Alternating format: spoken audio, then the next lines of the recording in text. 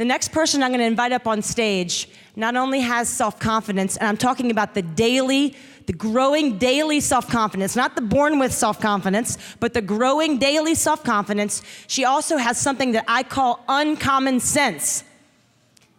Not common sense. Common sense is important to have. That's that voice inside of you that says, should I do this? Yeah, I should. Should I do this? No, I should not. That's common sense. Uncommon sense is a feeling in your gut. It's a feeling in your gut that takes over. And it says, this didn't feel right, and I can make it better. This didn't feel quite right, and I can make it better. My uncommon sense is that I have to take action right now. So Megan Grassell from Yellowberry, I'd love for you to come up on stage. Join me up on stage.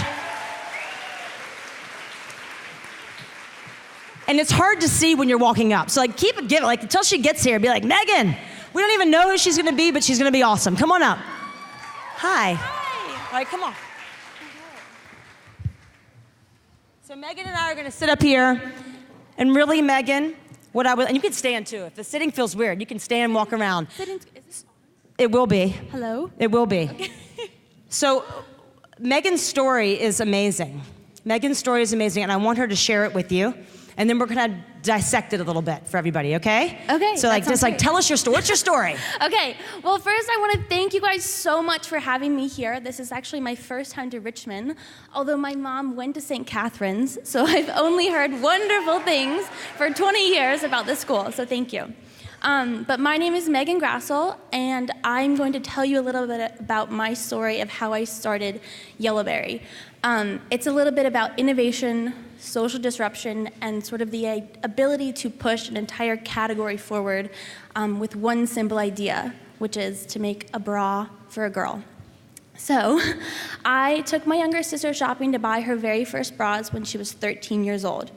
And we went to all of these different stores, and I remember thinking to myself and being so appalled that everything was super sexualized.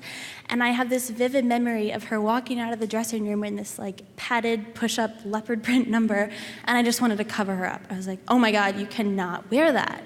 But really, the feeling that I had was that it was just, there was nothing available for her that was like for her age and more kind of age appropriate. So I had this epiphany and this idea that if no one else is going to make bras specifically for girls, then I was going to find a way to make it myself. So to give you a bit of perspective as to where I was at this time, I was a pretty insecure 17-year-old girl.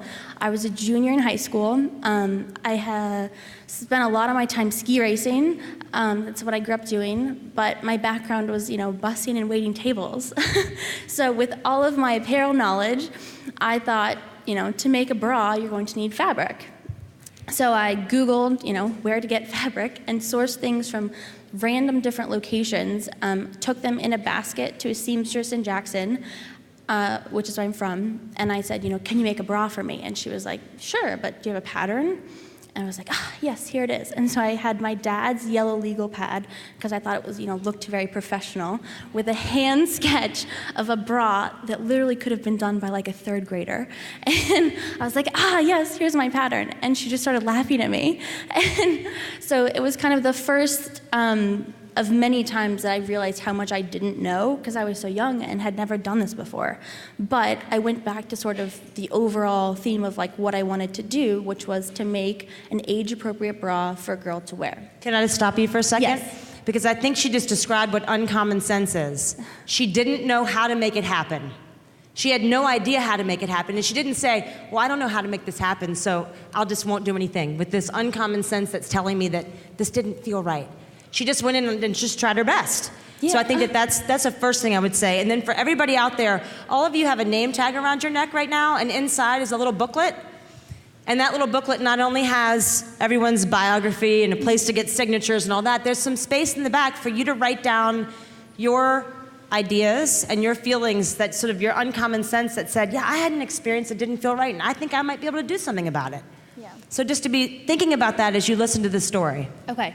So, as I worked with the seamstress, using my sister and her friends to try on the bras and see what they liked and didn't like, I also reached out to a lot of people in my community that were in apparel or marketing or something to do with business, and I just gave them a call or sent them an email to see if they could help me, or had 10 minutes for coffee and I could ask them questions. And although I found some great advice and great mentors along the way, I also heard a lot of, honey, I think you should just finish high school before you start to revolutionize any type of bra industry, which was so frustrating. But I think the thing that really stuck with me was that someone told me, this is kind of the way things are. It's always been this way. Sex sells. Have you heard of Victoria's Secret? And that was a key point. And it was if someone ever tells you that this is just the way things are or the way it's always been, that should spark something that you can do it better, because that's what innovation is taking what you have right now and improving it and doing something better and progressing. It's almost like you're on the right track. When someone says, honey, that's just the way things are, you should be like, I am on the right track. Someone has told me no. Yes. Yes. Yes.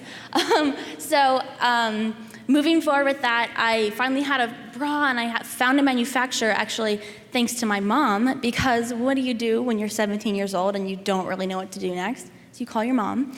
And so my mom happened to be in California, and I had her go visit a couple manufacturers that would be willing to take, my small amount of work. And she went to St. Catharines, so she's pretty resourceful, pretty smart woman. And we were able to find this factory that did my first round of 100 bras that I finally received on my doorstep January of 2014, which was now my senior year in high school. And I put them up on my website, and I was so excited, and I was like, oh my God, this is gonna be amazing. And 30 seconds later, there was a sale, and it was my dad sitting in the living room. And I was so excited, but at the same time I was I want real customers. And so at the same time I was also, putting together the trademark for my name and realizing that I didn't even know how to sell these products. And so putting together that, I realized I needed to raise money to sort of get the word out. I couldn't understand why people didn't see what I saw in that a bra for a girl that is sort of a bigger idea than just the bra itself. And so I was I need money to share the story and buy more products. And so I was, my mom and dad were we love you, but you're on your own. And so I looked at Kickstarter as a crowdfunding platform. And can we just, for those people who don't know what Kickstarter is, can you give a little bit of a... Yeah, so Kickstarter, you have kind of a profile in your video and then about what your project is, and then people give you money in exchange for a bra, or in my case, or whatever. And so when I heard the explanation, I was oh my God, free money, sign me up. And so I launched this campaign with the video that I made in high school with just some of my friends and my sister.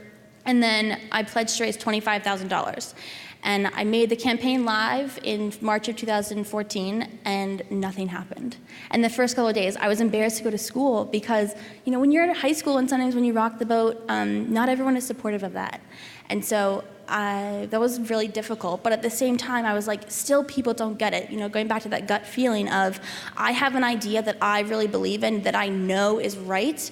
And I just I had to figure out how to tell people what I wanted to do. So you just said something that I think is really important, which is you're using a word like campaign, which is a really, that's the thing that's a really big word, right? But I also heard that was just you and a guy with a video camera and a story.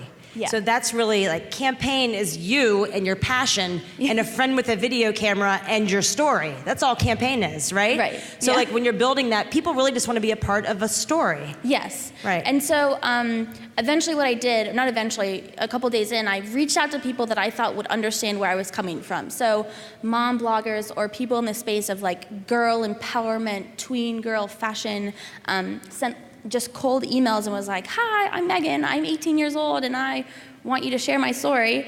And a couple of them did, and they picked it up on their Facebook page and their blogs, and then overnight, in a period of less than 24 hours, we raised $25,000. And it was amazing. Thank you. So how how long did that, so you raised $25,000. That's a crazy amount of money. How long did the excitement from that last, and when did that turn into this feeling of, oh my gosh, now I have to do something with it? Well, I think the excitement, quite frankly, I still have. But at the same time, it was, as much as the money was great and I really needed it, it ended up being a feeling of sort of settling and like, finally, someone else understood what I was trying to tell them. That, you know, my company, it's more than just a bra. It's a bra for her to wear and feel supported in, you know, literally and figuratively. Because, so if you go back actually to the name Yellowberry and why I named it that, I almost named my company Holy Boobies. Yellowberry's good. Well, it's really good. Holy Jackson Hole, so it's spelled kind of funny. But I saw it printed on a piece of paper finally, and I was like, Mom, I can't do this. I can't call this company this. And she was like, great, well, you have to send in your trademark application tomorrow, so, you know, chop, come up with something else. And so why I landed on Yellowberry is because I wanted to build a tween-focused brand of like young girls. If you think about a fruit before it's fully ripened, it goes through different yellow stages. And you know, eventually it's green or orange or whatever, but those stages can't be rushed and they just sort of happen naturally and organically. And so because Yellowberry is celebrating those yellow and youthful stages in your life, it just fit and it settled and it was another like, this is right. So that piece along with the story and the campaign just sort of grew into something that is now a company that is very, very real. So I'm gonna pause on that because I think that Yellowberry concept is really important. And that is, as we talk today about ideas and bringing ideas to life inside of you, no one is asking you to be older than you are. No one is asking the fifth graders to act like you're a senior. And no one is asking the seniors to act like they're 24-year-olds. It's you gotta like be where you are. And I had a 6-year-old who really wanted to read Harry Potter. And I told her no, and then she went to her father, and he didn't realize I'd said no, and so he gave it to her to read.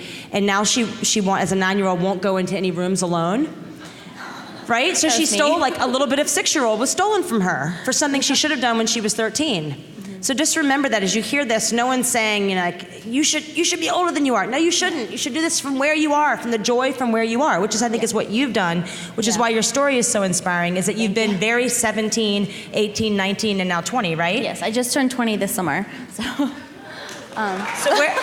So where are we now? Where are we now? Okay. And then if you could also just tell us a little bit about, so the creative process in this beautiful story is very inspiring, but what are the parts about this story that are hard? Okay, well, so where we are right now with Yellowberry, so it was a pretty incredible year after the Kickstarter campaign, which literally kickstarted the company. Yellowberry was all of a sudden featured in all of these incredible press opportunities. We were on the Today Show, in the New York Times, in the Time magazine, and it was my mom and I in the living room, and someone would call and be like, "Hi, can I talk to your marketing department?" And I would put the phone on mute and just pass it to my mom. So it was really fun. The company grew sort of exponentially, and at the time I just had 2 bras, 2 colors each, and this past summer we just launched a whole new line of like more cotton products. We went into seamless, we introduced underwear, a little bit of activewear, and up and coming we have some lounge coming, but it's kind of under the radar.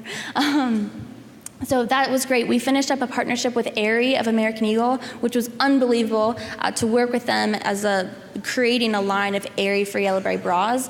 Again, a little bit surreal, but it... So what I see is somebody who started out with a 3rd grade drawing, right, and is now like speaking the language. Yes. And I think that this is really interesting, which is so many jobs that you might dream you want to have or start have language to them that you may not understand, and you can't let that be a barrier. You're smart enough, you have enough resources to figure out the language of any job that you want to do. Don't let the fact that in the beginning that you don't understand the language get in your way from trying something that you feel passionate about.